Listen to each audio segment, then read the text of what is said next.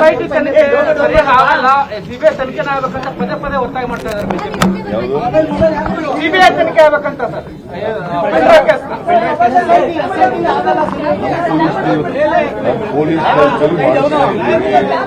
ನಮಗೆ ಪೊಲೀಸ್ನವ್ರ ಬಗ್ಗೆ, ನಮ್ಮ ಪೊಲೀಸ್ನವ್ರ ಬಗ್ಗೆ ಸಂಪೂರ್ಣ ನಂಬಿಕೆ ವಿಶ್ವಾಸ ಇದೆ. ಅವರು ಕೂಡ ದಕ್ಷರಾಗಿದ್ದಾರೆ ನಮ್ಮ ಪೊಲೀಸರು.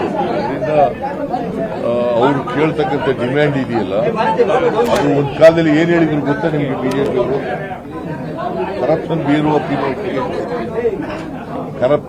Corruption bureau of investigation number 1.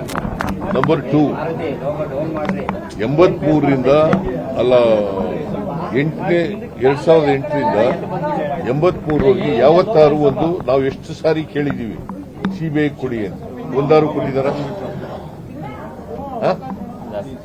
ಮತ್ತೆ ಅವ್ರಿಗೆ ಯಾವ ನೈತಿಕತೆ ಇದೆ? ಸಿಬಿಐ ಕೊಡಿ, ಸಿಬಿಐ ಕೊಡಿ. ನಮ್ಮ ಪೊಲೀಸ್ನವ್ರ ಮೇಲೆ ಯಾಕೆ ನಂಬಿಕೆ ಇಲ್ಲ ಅವ್ರಿಗೆ? ನನಗೆ ಸಿಬಿಐ ಮೇಲೆ ನಂಬಿಕೆ ಇಲ್ಲ ಅಂತಲ್ಲ, ಸಿಬಿಐ ಕೊಡ ಅಂತ ಕೇಸ್ಗಳು ಕೊಡೋಣ. ನಾನು ಹಿಂದೆ ಮಿನಿಸ್ಟರ್ ಇರುವಾಗ, ಚೀಫ್ ಮಿನಿಸ್ಟರ್ ಇರುವಾಗ 7 ಕೇಸ್ಗಳು ಕೊಟ್ಟಿದ್ದೆ. ಯಾವುದು ಕನ್ವಿಕ್ಷನ್ ಆಗಲಿಲ್ಲ. ಹಾಗಂತೇಳಿ ಸಿಬಿಐ ಮೇಲೆ ನಂಬಿಕೆ ಇಲ್ಲ ಅಂತಲ್ಲ, ನನಗೆ ಸಿಬಿಐ ಮೇಲೂ ನಂಬಿಕೆ ಇದೆ. ಅದು ಒಂದು ಇನ್ವೆಸ್ಟಿಗೇಟಿಂಗ್ ಏಜೆನ್ಸಿ. ಅವ್ರ police SIT is also investigating agency.